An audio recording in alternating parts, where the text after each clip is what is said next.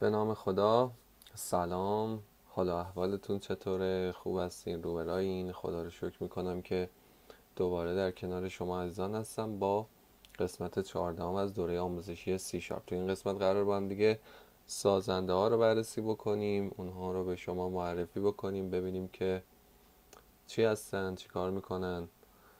بریم سراغ اسلاید.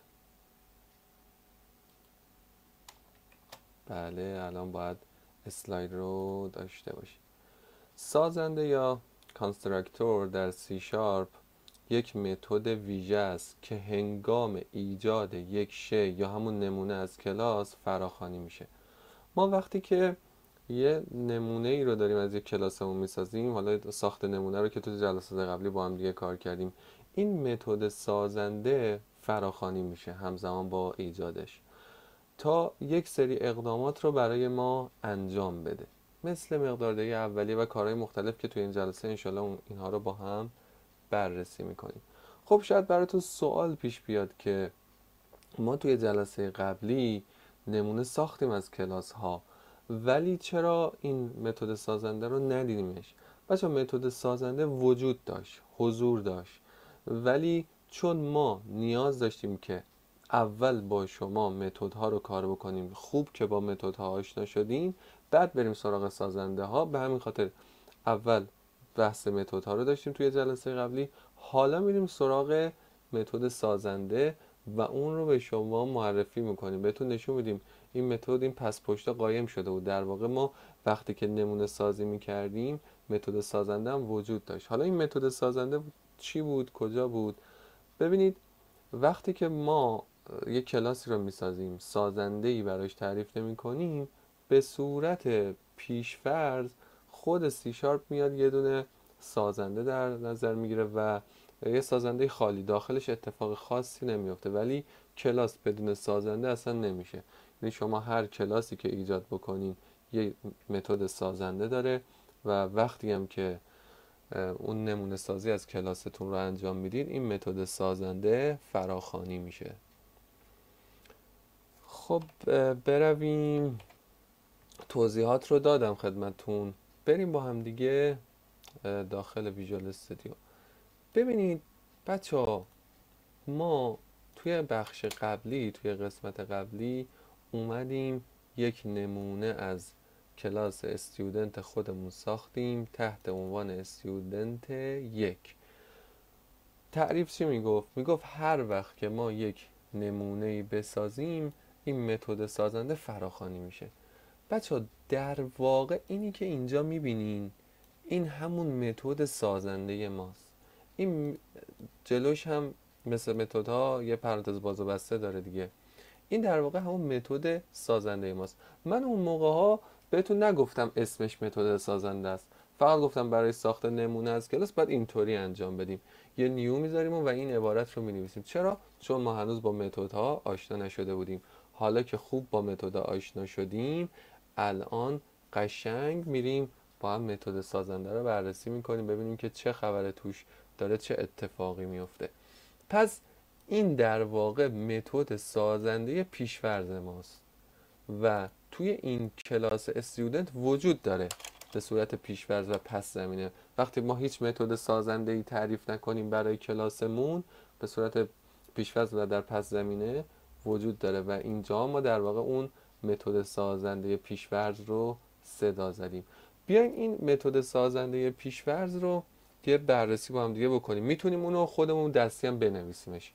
حالا اگر ننویسیم سی شارپ خودش اجرا میکنه، ولی دستی هم میتونیم اون رو بنویسیم. چجوری بنویسیم؟ اول سطح دسترسی پابلیک قرار میدیم. ببینید توی این جلسه ما خیلی در رابطه با سطح دسترسی سازنده نمیخوایم صحبت بکنیم، میخوایم روی خود سازنده مانور بدیم و صحبت بکنیم، چون خیلی مهمه، نکات زیادی داره.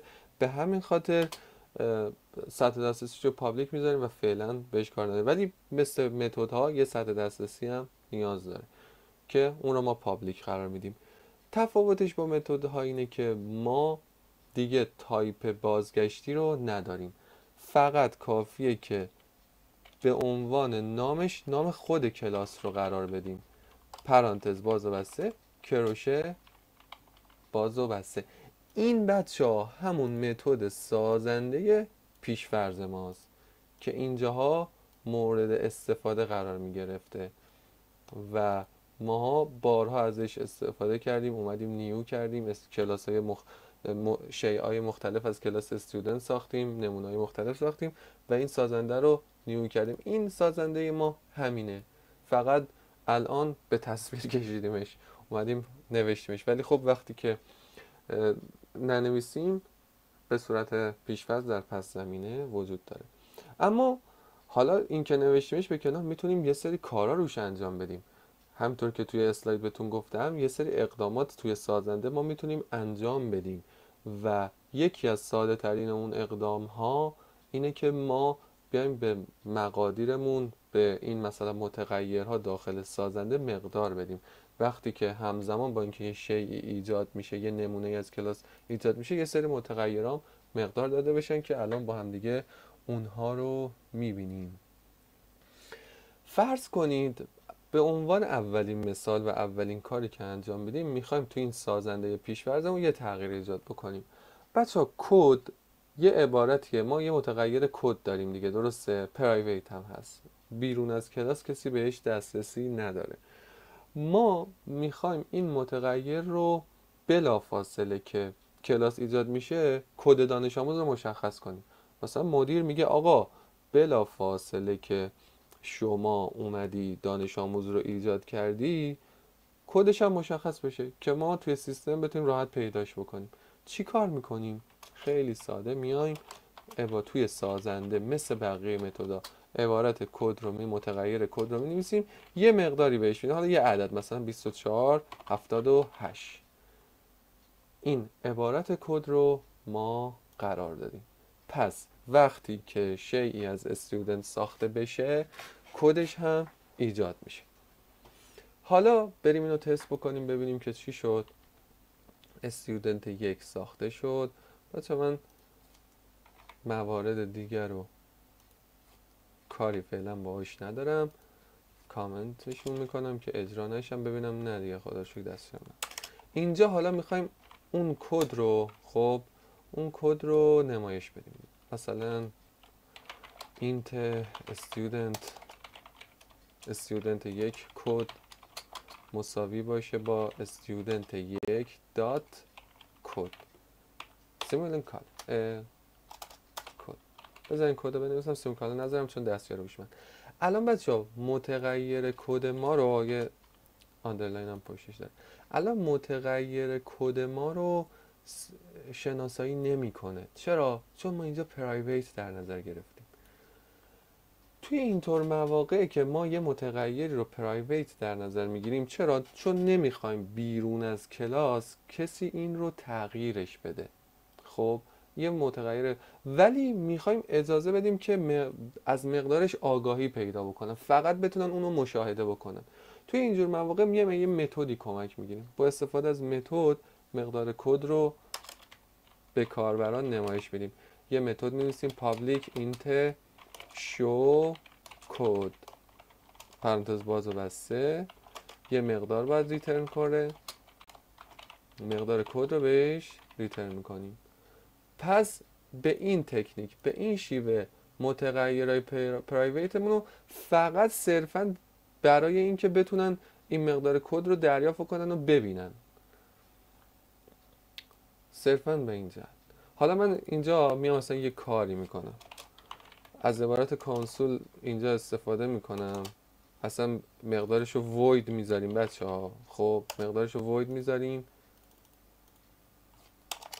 متد کانسول رو اینجا مینویسیم که دیگه اونور تکرار نکنیم. الان مثلا اون میخواستم چیکار کنم؟ میخواستم این متد کد رو با اینت برگردونه، بعد اینجاها بگیرمش و خودم دوباره کانسول بنویسم. نه دیگه این کارا زیاد میشه. همینجا من یه کانسول رو مینویسم، اونجا متد شو کد رو صدا میزنیم و عبارت کانسول اجرا میشه. The code of student is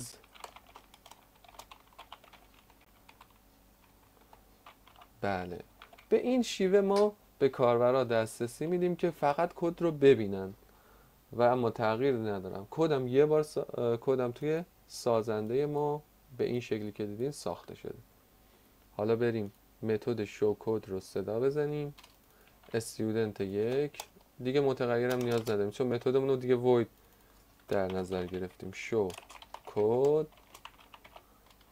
حالا بریم ببینیم آیا این سازنده ای که ما اینجا بازنویسی کردیم مقدار کد رو اعمال میکنه یا نه. 2478 اجرا بکنیم.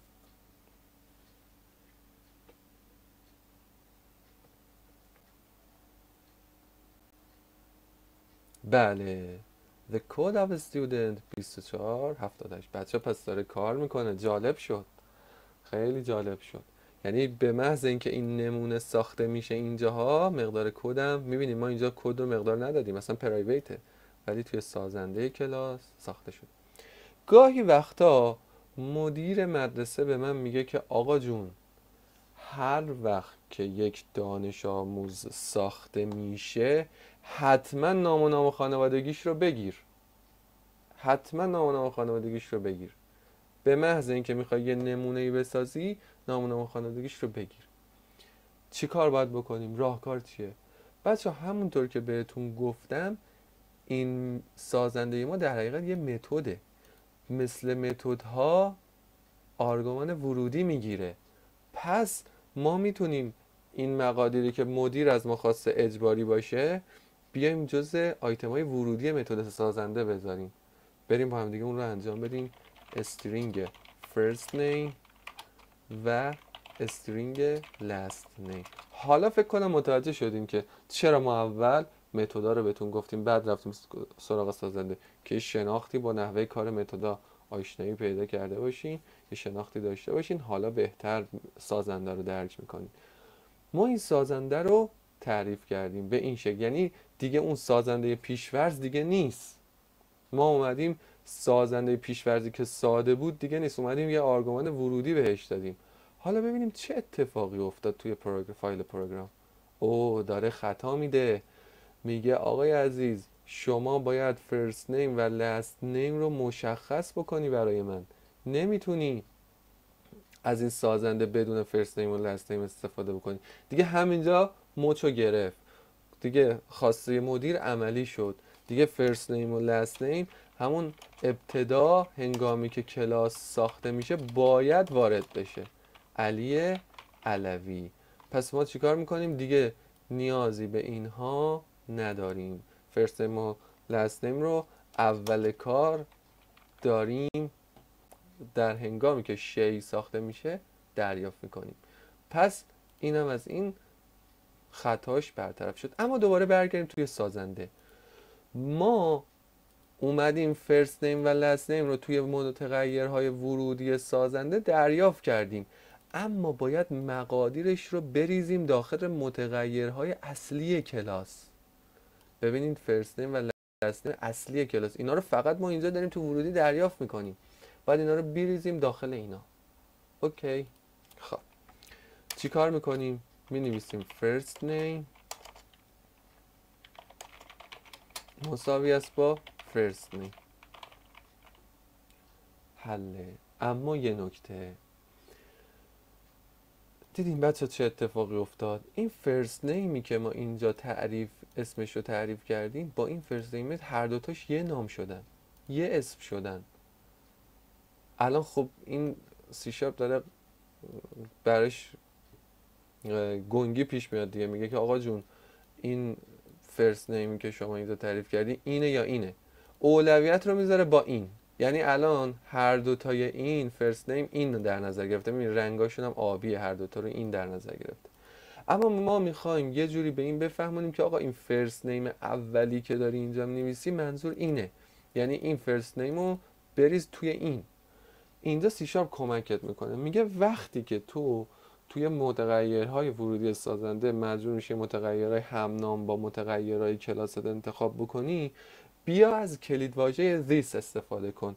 بنویس this، بعد یه دات بذار و بعد هم اون متغیر تو اسمشو بنویس. دیگه ببینید رنگش سفید شد، یعنی این داره اشاره میکنه به این و این هم داره اشاره میکنه به ورودی متد. پس فرست نیم ورودی متد سازنده رو میریزیم توی فرست نیم اصلی کلاس. در واقع this اشارهگر این هست دیگه، میگه این کلاس جاری، اشاره میکنه به این کلاس جاری. فرست نیم کلاس جاری رو میگیره و حالا لست نیم هم همین شیوه، last name. خب حالا ما فرست نیم و لست نیم رو توی سازنده پیاده سازی کردیم. پاک کردم فرست نیم لست نیم رو دیگه از اینجا، درسته دیگه اینجا که ندادم. پس ما الان رام بکنیم باید فرست نیم و لست نیم رو به همون نشون بده. چی کار بکنیم؟ میخواستم از متدایی که جلسه قبل نوشتیم استفاده بکنم ولی گفتم ولش کن، حالا الان ما خودمون دستور کانسول رایت لاین رو بنویسیم بهتر. کانسول لاین the full name of a student is student یک first name و کرش باز student یک last name. ببینیم این علی علوی که توی سازنده ما تعریف کردیم مقدارش اعمال میشه یا نه. پروژه رو حالا اجرا میکنیم با هم دیگه. بله the full name of a student is علی علوی. الان دو نقطه رو اینجا رو یه ایز گذاشتیم، یه دو نقطه رو نذاریم هم اشکال نداره. بله پس اینجا من کلید واژه زیست رو یکی از کاربرداش رو بهتون نشون دادم. یه نکته دقت داشته باشیم بچه‌های عزیزم، این که ما اینجا هر تعداد متغیری که بخوایم، حتی میتونیم مثلا یکی قرار بدیم، میتونیم 3 تا قرار بدیم، هر تعدادی بخوایم، کلیت قوانین متد هایی که با هم تو جلسه قبل بررسی کردیم اینجا روی سازنده ها وجود داره. نکته بعدی این که ما میتونیم برای کلاسمون بچه‌ها چند تا سازنده داشته باشیم. این خیلی مهمه. یه موقع مدیر مدرسه میگه آقا شما دو حالتی عمل بکن، یا نام و نام خانوادگی رو بگیر یا نام و نام خانوادگی و کد ملی رو بگیر. کد ملی دل بخواه اجباری نباشه، توی هر حالتی نام و نام خانوادگی رو بگیر، اما توی یه حالت کد ملی رو هم دریافت بکن. پس میایم 2 تا سازنده میسازیم. میتونیم بچه 2 تا سازنده بسازیم. با اجازهتون من اینو کپی میکنم، حال ندارم دوباره بنویسم. خب میبینین این چون امضای ورودی 2 تا متد، آرگومان های ورودی 2 تا متد سازنده مثل همه داره خطا میده، مثل قانون متد ها. حالا مدیر بهمون چی گفت؟ مدیر گفت آقا نشنال کدم بیا، کد ملی هم بیا. نه بذار من کپی کنم. بیا کد ملی رو دریافت کن. حالا من کد ملی رو اضافه کردم به ورودی های سازنده دوممون و حالا میبینین خطایی که داخل کلاس بود برطرف شد. و حالا ما اینجاها میتونیم چیکار بکنیم؟ میتونیم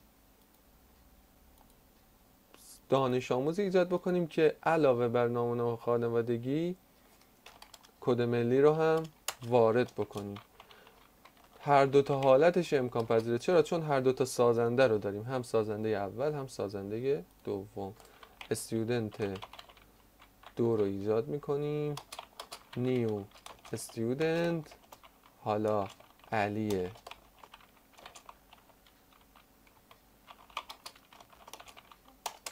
علوی و یه ویرگول.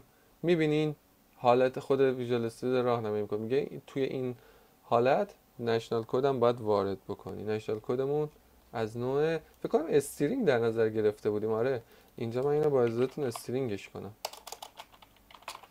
چون میخوایم مقدارش رو بریزیم توی این دیگه مثل قبلی ها.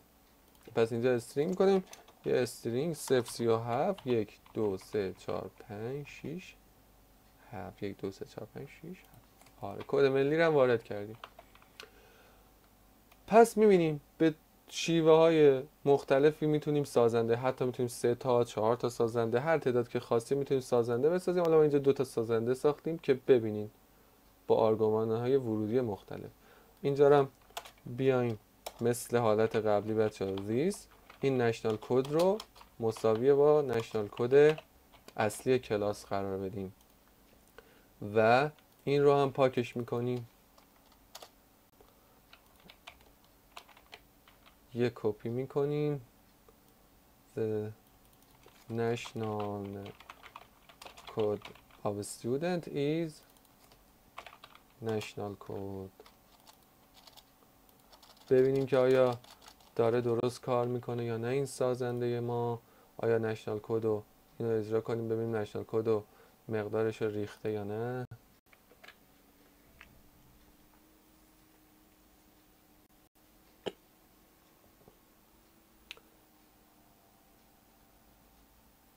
چرا چیزی نمایش نمیده نشنال کد؟ آها بچه من استودنت یکمون اون شیء جداییه، الان ما استودنت 2 تعریف کردیم، ما اینو باید حواسمون باشه. ببینید من خودم اینجا بی‌دقتی کردم و خیلی بهتره اسم و ایناش هم ما داریم یه نمونه دیگه میسازیم. بچه اینو دقت بکن، محسن محسنی این یه دانش آموز دیگه است، من اونو کپی کردم حواسم نبود. ما اینجا یه دانش آموز دیگه ای داریم میسازیم، این یه دانش آموزه، این یه دانش آموز جداست، این علی علویه، این محسن محسنیه. ما به علی علوی کد ملی ندادیم هنوز، به خاطر همین کد ملیشو داره خالی نشون میده. استودنت 1 علی علویه، ما به استودنت 2 کد ملی دادیم. پس اینجا من اینجا میزنم استودنت 1، اینجا میزنم استودنت 2، اینم میکنم استودنت 2. اینا رو هم بچه ها پس یه نکته آموزشی خیلی عالیه به این نکات برمیخوریم که برای شما هم شفاف میشه. تفاوت وقتی شما 2 تا شی از کلاس ایجاد میکنی، مقادیر آیتماش با هم متفاوته. 2 تا شی مستقل داری ایجاد میکنی. این محسن صنیعیه، ببخشید فامیلی خودم گفت، این محسن محسنیه، اینم علی علویه. بریم هم ببینیم که علی علوی که کد ملی نداشت، استودنت 1 علی علویه، استودنت 2 کد ملی داره که کد ملیش هم داره درست نشون میده به همین زیبایی. حالا ما اینجا میتونیم نام خانوادگی استودنت 2 هم نشون بدیم برای اینکه شما خیالتون راحت باشه که داره درست کار میکنه. استودنت 2 استودنت 2 اینم میذاریم 2.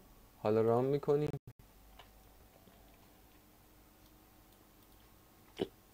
محسن محسنی علی علوی استودنت 2 به همین سادگی.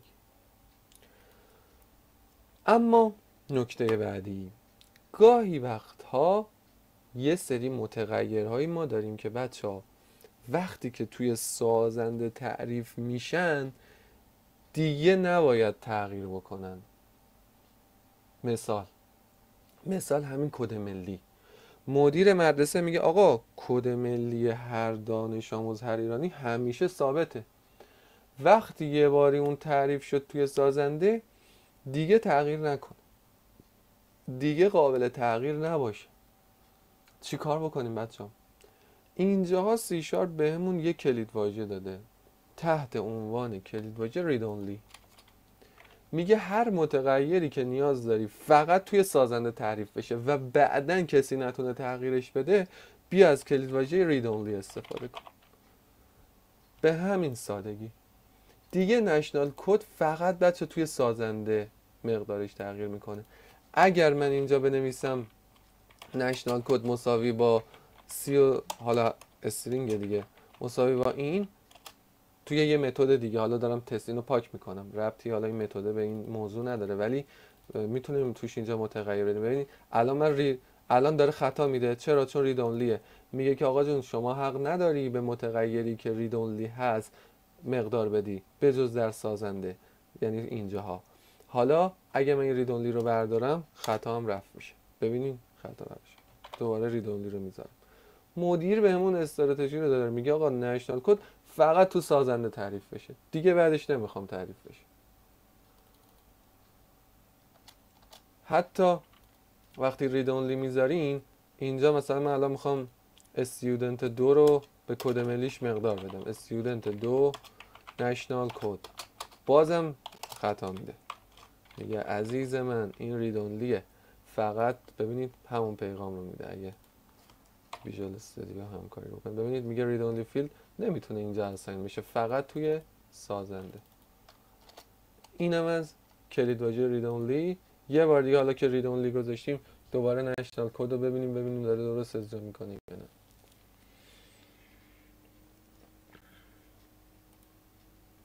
بله، کد ملی رید اونلی. فقط توی سازنده شما میتوانید متغیرهای رید اونلی رو تغییر بدید و روشون اعمال بکنید. بچه نکته آخری که انشالله خدمتتون میگم این هست که ما الان توی این سازنده ها یه سری کدا رو تکراری نوشتیم. بذارین این کدا رو من ببرم این خط. ببینید این سه تا خطی که اینجا هست با این سه تا خطی که اینجا هست یکیه. ما گفتیم معمولا توی برنامه‌نویسی تکراری نوشتن کدا کار خوبی نیست. ما اینا رو میتونیم با شیوه‌های دیگه ساده سازی بکنیم که فقط یک بار بنویسیم. تکرار نوشتن کدها کار درست و اصولی نیست معمولا تو برنامه‌نویسی، مگه حالا مواردی هم هست که ما مجبوریم به تکراری بنویسیم، کاری به اون نداره. ولی الان یه سازنده ساختیم که این کاری که ما الان اینجا دادیم و عیناً داره این بالا انجام میده. سی شارپ بهت میگه چی میگه؟ سی شارپ بهت میگه عزیزم وقتی همچین اتفاقی افتاد که شما یه سازنده ای داشتی که بخشی از اون سازنده رو یه سازنده دیگه عیناً داشت انجام میداد، خب دوباره نیا اینو بنویس، من بهت میگم چی کار کن. یعنی چی کار کن؟ میتونیم جلوش بنویسیم بچه ها، میتونیم بریم خط بعد، بهتره بریم خط بعد. سی شارپ بهت میگه آقا جون یه دو نقطه بذار، یه عبارت this بنویس، پرانتز باز و بسته. این this پرانتز باز و بسته که داری الان اینجا مینویسی اشاره میکنه به این متد سازنده. یعنی در واقع داره این متد سازنده رو صدا میزنه. حالا مقادیرش رو فقط بهش پاس بده. این متد سازنده یه فرست نیم میخواد یه لست نیم، این this هم یه فرست نیم میخواد یه لست نیم. آقا فرست نیم و لست نیمشو بهش پاس بده، همین کافیه دیگه. چیزایی که توی این متد هست دیگه اینا رو ننویس، پاک کن اینا رو، پاک. پس این متد دو متد سازنده دو تا ورودی داره، یه فرست نیم و یه دونه لست نیم. یعنی این متد سازنده ما لست نیم و فرست نیم رو میگیره میده به اون متد سازنده اولی که نوشتیم. بعد خیلی جالب تو متد قبلی ما کدم مقدارش رو دادیم دیگه، درسته؟ الان باید اینجا مقدار کدم اعمال بشه. چرا؟ چون اینجا این سازنده عزیزمون صدا زده شده و این سه تا دستور همزمان با این سازنده اجرا میشه. بریم با هم اجرا بکنیم. ببین الان چی مهم شد؟ الان کد استودنت 2. خب کد استودنت 2 مهم شد. پس من این رو کامنتش میکنم، میام استودنت 2. حالا فرقی هم نمیکرد چون ما میخواستیم کد رو با هم دیگه بررسی کنیم. خب الان ما استودنت 2 رو با این سازنده دومیه ایجاد کردیم، درسته؟ استودنت 2 رو با این سازنده ایجاد کردیم، نشنال کد داخلش داره مقدار میده، بقیه رو از اون سازنده قبلی استفاده کرده. پس انتظار داریم که فرست نیم، لست نیم و کد 2478 به درستی بشینه. من بچه هرچی مرتبط با استودنت یک فعلا پاک میکنم، ما الان اینجا بهش کار نداریم، گیجمون نکنه. اینجا کد استودنت اینم پاک میکنم، نام خانم دیگه استودنت 2 رو باید نشون بده، کد ملیش رو باید نشون بده و کد رو هم کد دانش آموزیش رو باید نشون بده. بریم با هم دیگه اجرا کنیم.